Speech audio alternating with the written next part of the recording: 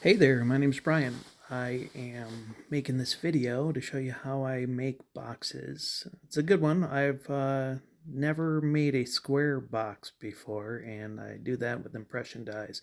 Right here you can see the impression die that I'm choosing in my shop, and I've made a few boxes in the past, mostly cylindrical.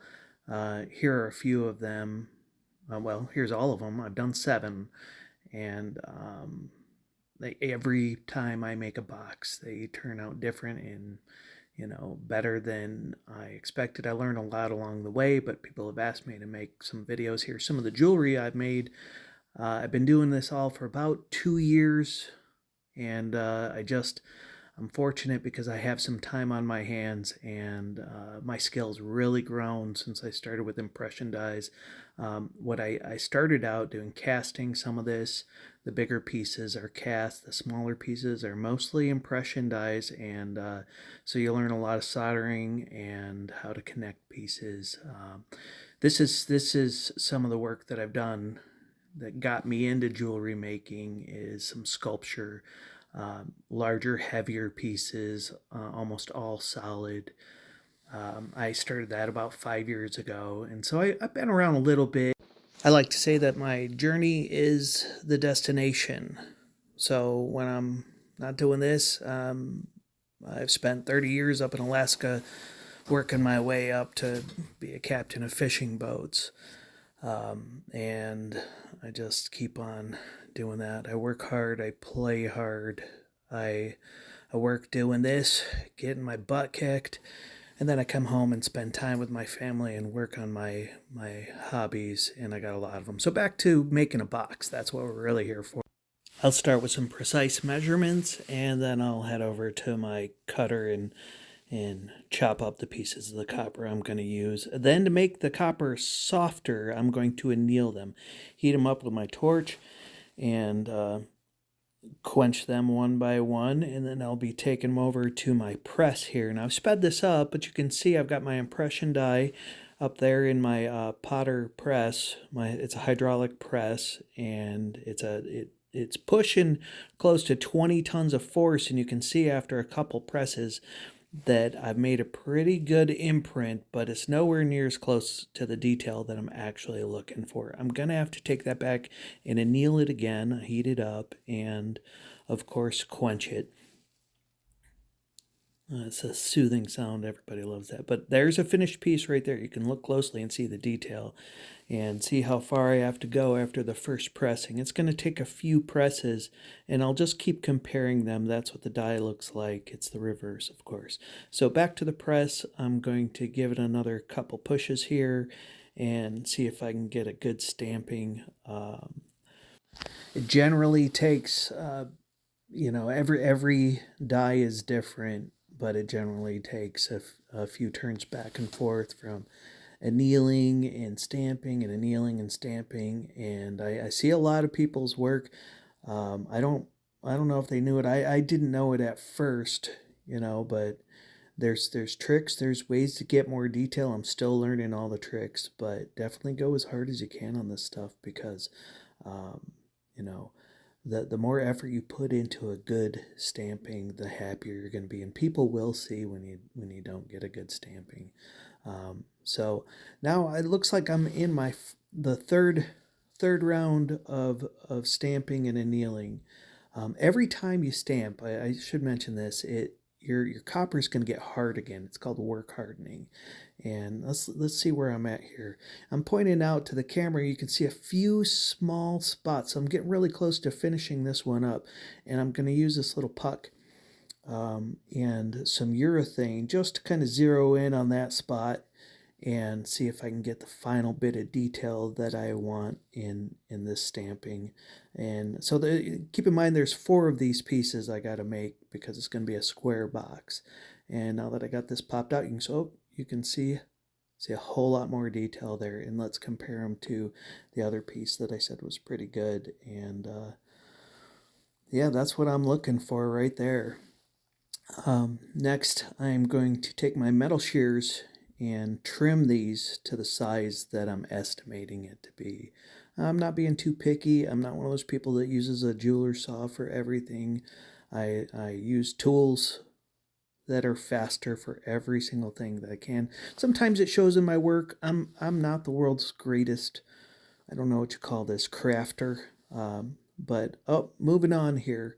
Um, I've got some trim. This is Cranston Fancy Wire. Also, it's from Potter USA. These guys are incredible. Cranston was a company that Potter bought out, and they really save all their dies are from throughout history, the last couple hundred years. They buy entire collections and then copy them and sell them to people like me that want to impress their friends by appearing to have way more skill than I actually do have. Um, but anyways, Cranston, this Cranston Fancy Wire, the strip, has much more detail than I can do with my rolling mill, and but so anyways, I'm making some angle pieces out of this Cranston Fancy Wire. You'll see it closer up when I'm finished. I'm basically just pounding it down to put a 90-degree angle in it to support the sides of the box and give it just a little bit more detail. And that's the cool thing about boxes is every box you make, you can just keep looking at the box and say, hey, you know what else can I do? How else can I make it more interesting? So I thought some angle on this one is gonna make it look better. It's currently a blizzard outside in Michigan where I live. Oh, not snowing there, but it's been snowing for quite a bit. This is my garage shop, and I keep most of the dusty stuff in my garage. This is a great belt sander that I use, and you saw last just a minute ago I was using my shears. Now I'm gonna tighten up this. Um, my cuts and smooth them out and straighten them up. Big belt sander like this, it's pretty easy to get a flat level surface. And you know, a lot of people use their files. That's great. I can do about 10 times the work in half the time with this sander compared to a file. But I still use files. They're great. You just got to keep some water handy because that stuff will heat up fast. Uh, and I'm not going to bore you with all this, the whole process here, but you can see me going to town on these pieces that I've stamped, these finished pieces, get them ready to be soldered. Next stop is I'm going to use some copper paste or some solder paste here. I don't always use the paste when I solder, but for these cases, because I'm kind of sandwiching pieces together that I can't really always even see, this works really nice.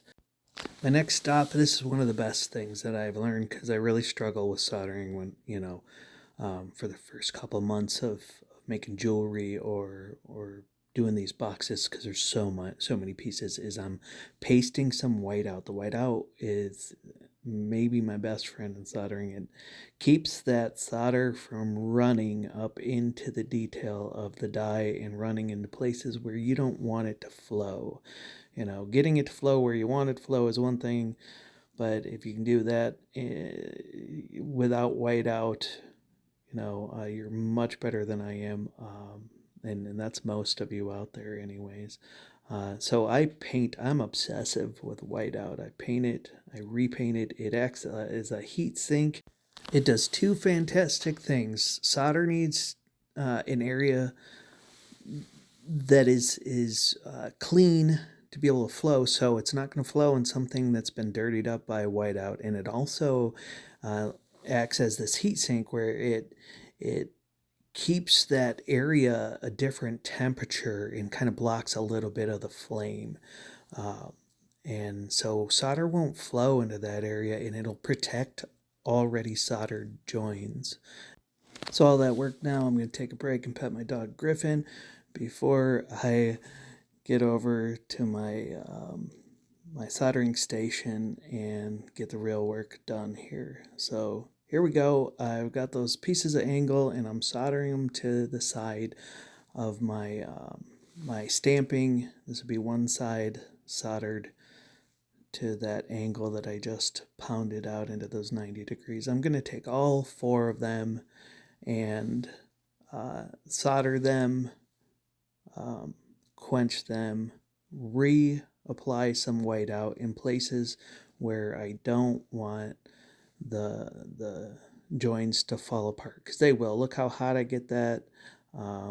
And sometimes with these boxes, the real hard part is that you're going to solder things you can't even see the solder flow. You gotta like study it when it does flow. Here I go, add in some more whiteout to protect that joint. But like I was saying, is you're gonna have to, if you want to do these, you can't always see if you got a good joint or not. So I go a little overkill, and that's why I use so much whiteout. But it seems to work for me. Might not work for you. But all my pieces stopped falling apart in the final stage once I just became obsessed with whiteout. And sometimes, I'll tell you this too, you can add too much. You can add too much whiteout. There I am quenching it, cooling it off in my garage, which is so cold. Everything freezes, definitely freezes. So back to the belt sander to make all the ends even. And now I'm going to add another type of trim, like a rim, around the top. I'm going to make sure I get the top on first. This is not the lid. This is kind of a skirt that the lid is going to fit into. I'm not going to make the lid in this video. This is all I'm going to do in this video, I think. There we go. I've soldered those pieces on. I skipped that fun part. Now I'm working on a base. Got to get a base measured out, and it's back to that throatless bench shear that I love so much. I got on Amazon for like $100. I use that thing a lot. So I get it all measured and cut here, and then it's going to be back to my soldering station. And this is the hardest part, a lot harder than I thought it would be. But I got it done. I soldered the base onto the bottom, and then I'm going to quench it, cool it off so that I can touch it again. And then it's back to my belt sander, where I can trim the edges. So it looks like I cut it a little too big, and then I have a cylindrical sander that I like to just smooth out the corners with and make it nice and neat. Gonna do this. I love this. Is another tool I use a lot in place of a file. See how it gets down there real nice and easy. And that said, here we go with Griffin again. I'm taking him outside to feed the chickens. We got a blizzard in Michigan right now, and my chickens need a lot of protein. I know, maybe you don't need to say this, that, hey, this is a video about boxes, but there you go. You get my chickens too, because why not? Chickens are good for the soul. And I'm trying to make this video as interesting as possible. So you don't get bored to hell just watching me make this box. So that's where I'm at right now.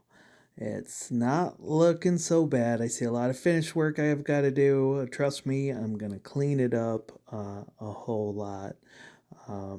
And there I am with my little buffer. That thing is priceless. I use that so much. I'm really just cleaning some of the whiteout off, and now it's going into an acid bath. I'm going to let it sit there for a couple hours and see how it turns out. Now here it is after I picked my daughter up from school, and I see all that stuff coming off. A lot of that is going to come right off when I wipe off. And see, now I've got it under another power tool.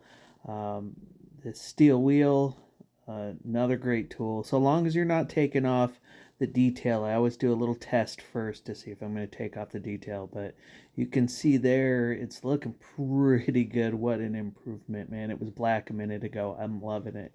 This is really, really turning out to be something cool. So bringing it back over to my little buffing wheel, and I'm sanding off some solder lines that bled through there in my join. So now I'm painting some liver of sulfur on. I sped all this up pretty fast because this is where it gets really tedious. It's just buffing, cleaning. That liver of sulfur, it's not really a stain. It oxidizes the metal. But then you got to let it sit on there, and here I am in the final step. I've got it cleaned up the way I want it, and I'm rubbing some wax on there. So, and the wax is going to preserve it quite a bit over time. Everyone seems to love this over some of the other options with copper, but check it out. We're coming up on the final reveal of my box that took me an afternoon to make. And here it is. Tell me what you think. Tell me, if you've got any questions, I'll gladly answer. But remember, my skill level is not like probably a lot of people that are watching this video. I'm new at boxes. I'm going to make a top for this in a second video. I'm not sure what dies I'm going to use or how I'm going to make it. I'm thinking triangular with a stone on top. But give me some ideas. I don't know. I'm really just bored in a blizzard making a box. And if you like it, you can check out my other stuff I'm really only on Facebook, Stellar Metalworks. I'm just a hobbyist who is enjoying learning the craft. I don't want to be one of those people that's out there trying to teach people not knowing what I'm doing, and I'm really not looking to monetize or anything like that. I'm just trying to share something that I enjoy doing and the resources that I found. Like, hey, Potter USA, check them out. I don't know if he needs promotion, but man, what a awesome place that is. Check their website out and see what got me into this, taking this left turn and from my other hobbies. And I'll see you around. Have a good one. Tell me what you think.